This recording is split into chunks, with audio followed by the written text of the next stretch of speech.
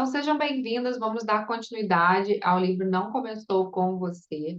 Não sei se vocês já leram, é um livro muito bom. Opa, vou ter aqui nossa querida na frente. Nós vamos hoje para o capítulo 1. Para quem não sabe, o Clube do Livro, normalmente as pessoas leem cada um capítulo ou uma parte e fazem um resumo. Como os capítulos desse aqui são bem curtinhos, eu decidi que era interessante, são muitos capítulos, né? Mas quando você pega para dividir, dá alguns para ler, outros para seguir adiante. Então, eu acho que é importante, nesse capítulo 1, achados e perdidos, traumas. Então, eu vou ler para você um trecho e vou explicar para vocês que é basicamente do que é essa parte desse livro. Tá? Quando a gente chegou lá, nós vimos na semana passada que o autor, ele estava ficando cego porque ele não queria ver os pais. Resumidamente, né, gente? Não é isso. É como se fosse uma atitude inconsciente para ele não olhar para o essencial, olhar aquilo que era importante, então ele estava perdendo a visão. E aí, na parte 2 nós começamos com a rede do trauma.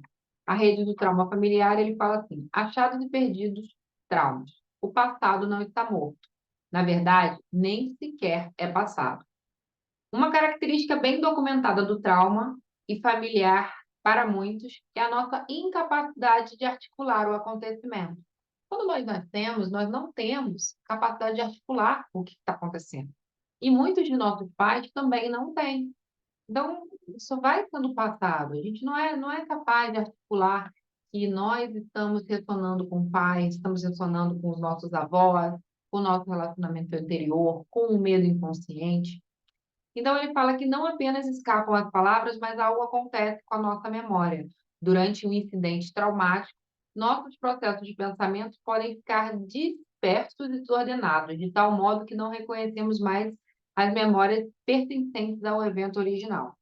Em vez disso, fragmentos de memórias distribuídos em imagens, sensações corporais, a gente trabalha muito isso na formação, e palavras são armazenados em nosso inconsciente.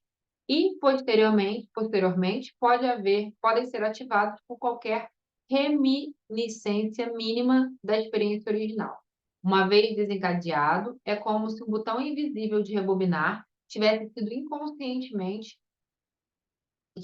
pressionado, fazendo-nos reviver aspectos do trauma em nosso dia. Inconscientemente, podemos reagir a certas pessoas e situações de maneiras antigas e familiares que ecoam com o passado. Isso aqui é bem interessante porque nós somos um conjunto um apanhado de experiências. Então, nós vamos, às vezes, repetindo. E quando eu digo repetir, tem algo que ele fala aqui muito, muito interessante, que Freud, ele citou que a gente tem uma reencenação traumática, como se fosse uma compulsão pela repetição. E essa semana, eu lendo esse trecho desse livro, semana passada, na verdade, eu lembrei daquelas músicas. Sabe quando você tem uma música que você nem sequer gosta, mas você fica repetindo, repetindo, repetindo? E ela não faz sentido, assim. Eu recebi uma música de um português e era uma música meio de comédia, e eu fiquei com o refrão na cabeça. E aquilo ia se repetindo na minha cabeça durante o dia, eu cantava aquilo. E quantas frases nós não cantamos, quantas repetições nós não cantamos, como se aquilo estivesse ecoando no nosso inconsciente. Então, aquelas imagens, elas vão ecoar e vão fazer com que a gente revisite esse lugar. Isso que o Freud chamou de uma compulsão à repetição, é uma tentativa de resolver o que não foi resolvido. Então, quando uma das técnicas que você tem para esquecer essa música, aquela música que fica repetindo, é você escutar a música. Olha que curioso, uma das técnicas que é recomendada para você esquecer aquela música que você fica repetindo, repetindo, é escutá-la. Então, reviver isso, a gente não pode reviver, mas o que que a gente faz com a constelação familiar? A gente volta lá no evento. Quando nós fazemos aqui a formação e nós temos aquela questão que eu peço para vocês treinarem a percepção do corpo, entrar na dor física, na emoção, é uma forma de entrar no trauma. Então, é uma forma de repetir aquela sensação para que ela não continue se repetindo. E aquilo que é visto pode ser curado. Então, é bem bonito esse capítulo. Quando nós observamos esses fragmentos da nossa experiência, da nossa vida, nós vamos ver que dentro da nossa experiência, da nossa comunhão com a nossa família, nós queremos muitas vezes estar lá, estar naquele evento. Uma das observações que a gente pode fazer na nossa própria vida é que nós temos um desejo inconsciente e consciente, muitas vezes, de ser acolhido por um momento pelos nossos pais. Quantas pessoas não querem ser acolhidas pela mãe? Às vezes a gente está no nosso dia a dia, na nossa vida, e a gente quer essa mãe. A gente vai para um relacionamento querendo resolver algo dos pais. A gente vai para um relacionamento novo querendo levar toda a bagagem do relacionamento anterior e às vezes acusamos a pessoa que nós estamos porque ela fez algo que nos machuca. Então, quando nós observamos esses avanços, essas palavras, essas imagens, esses impulsos do evento traumático, eles vão ressurgir na nossa vida, como uma linguagem secreta, muitas vezes o sofrimento, a depressão, a ansiedade, dores, doenças. Então, nada do que a gente experiencia é perdido. Os nossos traumas, eles não ficam perdidos, eles ficam ressoando, ecoando na nossa mente até que a gente possa se curar. Então, as nossas tendências naturais, sem acompanhamento, sem autoconhecimento, sem estudar, é fazer essa revisitação nesses traumas. E é isso que esse autor vai falar, que a nossa história, ela é um exemplo vívido da necessidade que nós temos de reorganizar esses traumas dentro da gente. Então, ele vai contar aqui uma história, ele conta uma história de uma pessoa, e ele vai falar também do estresse pós-traumático, né? Quando uma pessoa ela passa por um estresse pós-traumático, aqui ele vai botar vários estudos na página 19, ele coloca vários estudos de pessoas que foram sobreviventes ao Holocausto, tem os estudos também de universidade, onde as pessoas foram sobreviventes, pessoas ali mais para frente, que estiveram lá no 11 de setembro de 2011 nos Estados Unidos, todas as pessoas que vieram depois e tiveram conexão com aquele evento, elas foram observadas menos dopamina, ou seja, pessoas menos felizes. Então, mesmo que a pessoa, que o seu pai ou sua mãe tenha passado por um trauma, os descendentes tendem, após um evento traumático, terem baixos níveis de cortisol, baixos níveis de hormônios que deixam as pessoas mais calmas. Então, aqui, ó, ele fala aqui, ó, e o EDA, que é a pessoa que fez uma pesquisa, e sua equipe constataram que filhos de sobreviventes do Holocausto nasceram com níveis baixos de cortisol, semelhantes aos dos seus pais. Ou seja, eles vieram com sintomas provenientes da geração anterior. Quando a gente olha isso, a gente pode, isso contraria tudo aquilo que nós somos uma página em branco, que o nosso trauma, que a nossa vida a gente vai escrever ela da forma que a gente quer, porque na verdade ela já vem sendo escrita muito antes da gente. Quando nós olhamos assim, pessoas cujos pais tomam antidepressivos, são depressivos, as pessoas já falam, já afirmam que a depressão ela pode ser passada, ela é uma questão genética, familiar. Então, quando nós olhamos isso, por que não olhar para as nossas questões, para as nossas repetições? Nós precisamos ter um novo entendimento de que aquilo que acontece com a gente talvez não seja uma novidade. Talvez seja apenas uma repetição daquilo que a gente vem vivendo através de gerações. Então, a gente experiencia muitas vezes sentimentos. Toda vez que a gente. Uma coisa interessante que a gente tem quando nós olhamos uma família, como, por exemplo, imagina uma família com o holocausto, que passou pelo Holocausto, que passou por uma situação muito difícil. Será que a geração seguinte se sente feliz em prosperar, feliz em ser livre? Quando nós olhamos para os nossos filhos, a nossa ideia é que sim. Mas o que nós observamos na realidade? Que as pessoas experienciam isso com culpa. Nós vamos ter aqui no Brasil um caso muito semelhante, que é o caso da escravidão. Então, nós temos várias pessoas que não querem trabalhar, que não gostam de trabalhar, que querem que o governo dê para elas aquilo que elas acham que elas têm direito. São pessoas que querem curtir, que querem fazer churrasco todo final de semana, tem até essa questão, o pessoal brinca, né? A festa da picanha. Mas por quê? Porque inconscientemente eles estão, muitas vezes, exigindo algo que não é deles. mas algo que os ancestrais deles passaram. Então, quando a gente tem esse entendimento, a gente vê que nós também não temos direito nem ao ônus nem ao bônus. Nós não temos direito a viver em sofrimento por conta da questão, às vezes, miserável, de dor, de escravidão dos nossos ancestrais, mas nós também não temos direito a ficar no bem bom, porque eles pagaram um preço alto. Então, tanto para o bem quanto para o mal, entenda como quiser, se é bom, se é ruim. Eu sei que essa questão de reparação, ela está muito forte ultimamente, mas será que nós podemos realmente enterrar esses mortos? Será que nós podemos realmente deixar esses traumas para trás e seguir a nossa vida independente disso, sem exigir de outras pessoas ou sem exigir da gente mesmo aquilo que a gente não conseguiu? Ou aquilo que os nossos ancestrais não conseguiram, aquilo que a gente não conseguiu se liberar emocionalmente?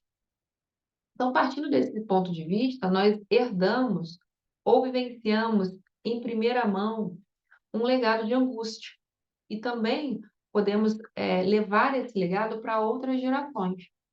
Quando nós temos essa herança familiar, por isso que ele chama isso, né? Ele chama esse capítulo aqui ele fala no final, ele fala achados e perdidos, trauma. Ele fala que é uma inesperada herança familiar. Nós podemos ter o cabelo da nossa mãe, o olhar, a boca do nosso pai, podemos herdar a cor da pele, mas nós herdamos também o pesar, os sentimentos devastadores, as angústias e as questões incontroláveis que são emocionais. Então, nossa emoção, ela vai se manifestar como um encontro. Quando nós chegamos ali e vamos estudar, agora falando um pouco da Academia Constellamon, não sei se todos estão. Quando nós estudamos o Plano de Voo Brasil, nós vamos entender que esses vínculos, eles são emocionais. Então, a nossa emoção, ela é uma, ela é como se fosse uma pista de como nós nos colocamos diante dos nossos ancestrais. Porque tudo aquilo que é extremamente emocional, muitas vezes está carregado de heranças familiares, de uma herança inesperada. E é por isso que muitas vezes nós olhamos um menino e esse menino é totalmente uma criança, ela é totalmente estouradinha. Quem já viu uma criança estouradinha, o pessoal pergunta, ah, mas não ressona com ninguém. Quando nós vamos olhar, nós vamos ver que lá atrás teve uma pessoa que ficou muito nervosa, que ficou com raiva de algo. Então, quando a gente revisita a nossa história familiar, nós não sabemos o que vai estar lá atrás, mas nós podemos identificar através das nossas emoções, das nossas reações, das nossas frases, das nossas palavras. Quando alguém fala um ditado e você começa a repetir, né? Quem já viu aí um ditado popular e você ouviu uma vez e começou a repetir aquilo como se fosse verdade? Aquilo, se você só toca no seu coração e você repete mesmo sem consciência, porque aquilo está no seu inconsciente familiar. Quantas pessoas não falam assim, antes toque mal acompanhado? Será que é isso realmente que você quer? Será que você vai estar mal acompanhado? Por que que você tem que estar mal acompanhado, né? Deixa eu fechar. Nossa. Por que que você vai estar mal acompanhado? Por que que não é melhor estar bem acompanhado? Por que que tem que ser dessa forma? Eu atendi uma mulher uma vez e uma das questões, ela não tinha nem casado, mas ela queria casar, e aí numa conversa, ela falou, não, porque se eu fizer o divórcio, e aí eu mandei uma resposta para ela assim, você sabia que as pessoas podem casar e nunca se divorciar? E ela falou assim, olha, na minha cabeça eu sei, mas no meu coração não. Ou seja, ela falou assim, se você não tivesse falado, talvez eu não tivesse parado para pensar sobre isso. Então, para ela, o casamento com o divórcio era uma realidade. Então, como que alguém vai ser feliz no amor se já casa para divorciar? Por que que isso acontecia? Porque a história do pai e da mãe dela era uma história de divórcio, uma história de dor. Quando a gente revisitava outras histórias dentro da família, isso também acontecia. Então, será que essa inesperada herança familiar, ela merece ficar ressoando na gente, merece seguir para as outras gerações? E aí? Trago essa reflexão para vocês. Será que nós queremos que os nossos descendentes, que os nossos filhos, que os nossos netos levem isso ou é melhor a gente curar agora? Tá? Então, entender que agora não é do livro, tá? Mas do nosso estudo aqui. O nosso corpo, a nossa memória, o nosso corpo ele guarda memórias biológicas, memórias ancestrais, e as nossas emoções elas vão ser sinais de que nós estamos ressoando com o sistema familiar. Então, cuidado com toda a sua emoção, aquelas emoções que têm um pico muito alto, é importante você verificar, porque essas emoções com um pico elevado de reação e ação, elas vão fazer com que você muitas vezes tenha uma atitude que é condizente com a sua herança familiar, que é condizente com o pai, com uma mãe. Outro dia eu atendi uma mulher que ela queria separar, ela não sabia por quê, mas ela sentia que estava na hora de separar, o marido era incrível, ela elogiava muito ele, mas ela não via mais sentido. Quando nós fomos olhar a herança familiar, não tinha ninguém antes dela que ela lembrava, que ela pudesse lembrar que estava casada. Então, pai, mãe, avô, avó, então, uma linha de separação.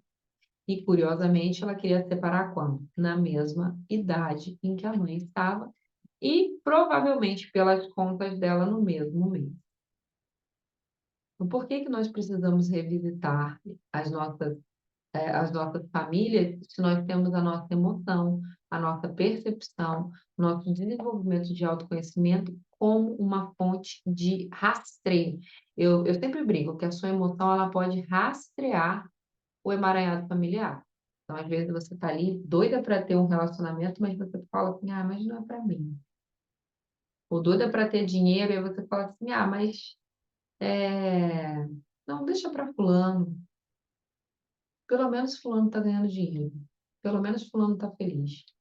E muitas vezes você não vai olhar para si mesmo, não, por que não eu? Ao invés de falar assim, não, dessa vez é minha vez, dessa vez eu vou, dessa vez é para ser. Por que que de repente você está num relacionamento, a pessoa de repente não te liga e você já começa a achar que ela não quer falar com você, que ela vai te largar, que ela vai te deixar, que ela está com outra? Então a gente precisa entender todas essas dinâmicas, tudo isso que acontece dentro do nosso íntimo, para que a gente vá curando uma a uma as emoções que estão ali muito antes da gente. E contribuições e perguntas? Alguém quer compartilhar alguma questão? Alguém, quem leu o primeiro capítulo? Gente, está super fácil, hein? Meia dúzia de páginas. Os próximos vão ficar mais difíceis, mas vamos lá. Quem leu o capítulo 1, quiser colocar, dá até para fazer dois hoje.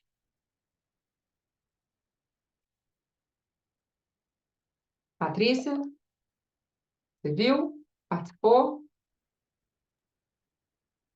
Eu acabei não lendo o capítulo, mas eu entendi aquilo, a explicação que você falou. Não fiquei com dúvida, não. Ai, que bom, que bom. Então, É, peraí. Então, quer alguém falar alguma coisa? Vamos lá, Meire. Não, é. Eu li o capítulo 1 e, assim, quando você falou da parte. Ai, espera aí. Quando você falou dessa parte do cortisol, né, desses picos, né, aí eu fiquei pensando, esses picos, né, vamos supor, colocar aqui eu hoje, né, que hoje, eu estou colocando meu exemplo, porque assim, hoje eu estou num pico de cortisol muito alto, né, e até o doutor falou assim, não, vou colocar você para fazer um outro exame que deve estar errado, porque tanto ele achou que estava errado. Fiz o exame, o pico está muito alto, né? Uhum. Aí quando falou assim, veio um insight na minha cabeça, né? Porque esses dias eu descobri lá nos meus antepassados a minha origem mesmo, né? Que é italiana, lá atrás. Tá feliz? Pois é, né? Tá Fiquei feliz? muito feliz. Ficou feliz? Amo a Itália, sempre tive vontade de conhecer a Itália, já fui na Itália, adoro macarrão, essas coisas. Aí, assim, Mas falando do pico do cortisol e tal, né, olhando que eu li, o que você falou, na época da. Então, assim, devo ter tido alguma coisa lá para ter passado, que passou por isso, né? Mas eu penso, olhando agora e pensando, o meu nível de cortisol, né? Eu sei que eu estou passando uma dificuldade com a mamãe, já comentei aqui e tal, né?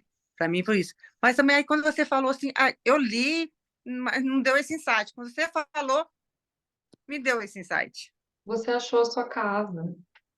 Quando nós olhamos os nossos ancestrais, gente, olha, cuidado com isso também, porque assim, ela tem descendentes italianos, mas ela também deve ter descendentes em todo. Quando a gente vai mais para trás, tem descendentes em outro Sim, lugar.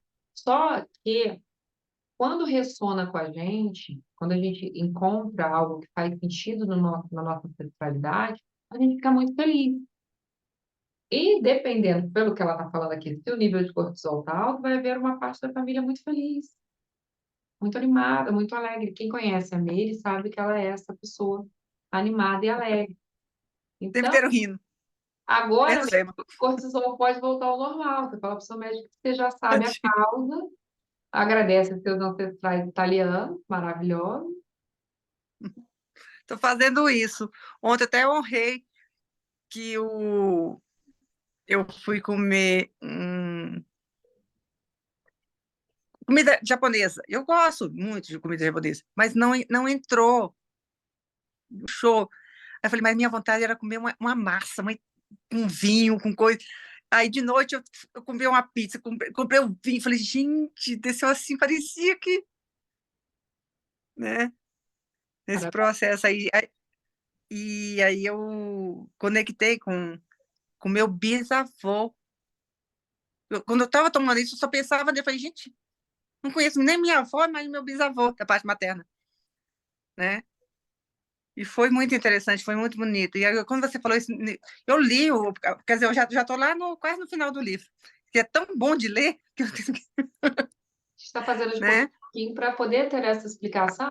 E aqui tem muita gente que fez a formação e ela vai entender que no corpo, ou que vai fazer, porque agora a gente vai ter agora que a gente está trabalhando com o corpo, você trabalhou, você viu que o corpo reage a tudo. Então, é por isso que a gente está fazendo devagarinho. Então, vão ter os capítulos maiores, qualquer coisa a gente divide. Mas a ideia é ser prazeroso e a gente compartilhar esse conhecimento aqui. Então, parabéns aí para essa família que você achou. Bela, bela. Não, ô, Fátima, e é engraçado, e vem uns insights assim, né? Engraçado, que eu com meu marido, eu converso muito com as mãos, vocês estão percebendo, né? Ele dirigia do lado dele, fazia assim, ó, e batia na minha mão. Ele fala, Maria Amélia, fala. Quando ele tirava, aí ele batia de novo, fala. Eu não saía. Falei assim, eu sou assim, mãe. Fala com com gesto. E os italianos falam muito assim, né?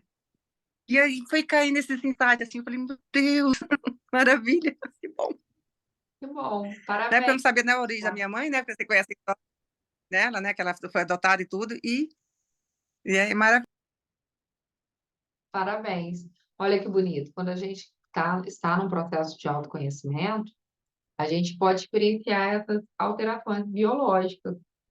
Então, os médicos às vezes não entendem. Quando a gente lê a introdução desse livro, o médico não entende por que que ele enxerga esse autor. Para quem não sabe o livro que a gente está lendo aqui, né? Esse autor, ele não, como ele consegue enxergar com as córneas tão machucadas? Nem a medicina explica. Então, a nossa amiga que está com nível de cortisol alto acabou de achar uma boa parte da família, uma parte alegre, uma parte que come, que fala alto, que tem essa história, que faz muito sentido para ela internamente. Então, eu espero que essa aula aqui para vocês, esse encontro para vocês, vocês percebam também no corpo de vocês como vocês também se alegram e se entristecem com o sistema familiar. Então, lembra, a emoção ela é um termômetro de onde você está. Se você está muito emotivo, você não está na vida real, da realidade. Você está dentro de um emaranhado familiar. No plano de voo da Academia Constela Amor, a gente fala muito sobre isso, que muitas vezes a sua emoção vai tomar conta, e quando ela tomar conta, depois você não sabe o porquê que você está agindo de determinada forma. A emoção, ela fica maior do que a realidade, maior do que o que é certo. Então, quando aquele autor do livro Inteligência Emocional, ele fala que as pessoas que conseguem compreender as emoções e não são escravos delas, elas conseguem ir mais longe, é um pouco disso. Porque quando nós somos reféns das nossas emoções, o que vai acontecer com a gente se a gente for refém das nossas emoções? Nós vamos ter atitudes, muitas vezes, que são atitudes semelhantes aos dos nossos ancestrais. E isso vai ressonar no nosso corpo, na nossa biologia, no nosso, em tudo. E lembra, gente, uma pessoa extremamente emotiva, ela causa, às vezes, ansiedade nas outras pessoas à volta. Uma pessoa que é extremamente reativa, ela causa uma ansiedade nas outras pessoas à volta. E aí você tem uma batalha de emoções. Agora, se você tem uma pessoa extremamente reativa na sua casa, e você já aprendeu a lidar com isso, você já fez lá, já respondeu o protocolo certinho, e já sabe se que essa pessoa, o que que ela faz em você, o que que ela causa em você, você não vai mais ficar ali a sua vida brigando com ela. Você vai deixar ela ser reativa, vai olhar, a pessoa da formação já sabe, vai olhar junto para ela onde ela está olhando, vai largar ela lá com aquela pessoa que ela está raivosa, e vai viver a sua vida livre dela. Quando nós entendemos isso, entendemos nossas emoções, nós não precisamos viver esses emaranhados dessa forma, tá bom? Então, espero que vocês tenham gostado da aula. Lembra que eu falei que eu vou tentar fazer 40 minutos? Alguém tem alguma pergunta referente à própria questão de emaranhado? Uma questão mais pessoal que queira, que ficou em dúvida, de emoção? Alguém teve alguma emoção muito grande hoje? Todos bem? Só a Maria Meire que está feliz mesmo com o cortisol. Então, nós vamos ficar por aqui. E para quem tiver aula da formação, hoje é academia, a formação é às sextas. Quem tiver aula da Academia Constela Amor, nós vamos nos encontrar daqui a pouquinho, às 20 horas. Hoje é de chorar, hein? Hoje é de chorar. É outro link, não é o mesmo link, porque esse link aqui, porque são clubes diferentes. O Clube do Livro, ele é um clube que a gente faz, ele não tem valor de acesso. Lá é um clube onde a gente vai trabalhar de uma outra forma, uma forma mais enfática. Só para o pessoal que perguntou aqui, alívio na pobreza, como você está honrando a escassez ancestral? Tem gente que sente alívio em ficar sem dinheiro, em gastar dinheiro, gente que está com dinheiro na mão, fica nervoso, quer se livrar logo. Hoje a aula é de chorar, hein, gente?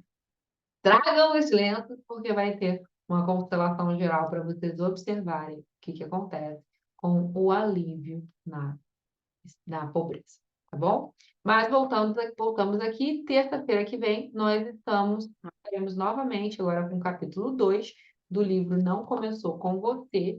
Vamos falar um pouquinho sobre ele, leiam para participar. E quem está assistindo isso aqui gravado, gente, vou deixar o linkzinho aqui embaixo para você entrar no nosso clube no livro. Perfeito? Terça-feira ou é segunda? Segunda, eu falei terça? Ah, falei, uai, mudou e eu não sabia.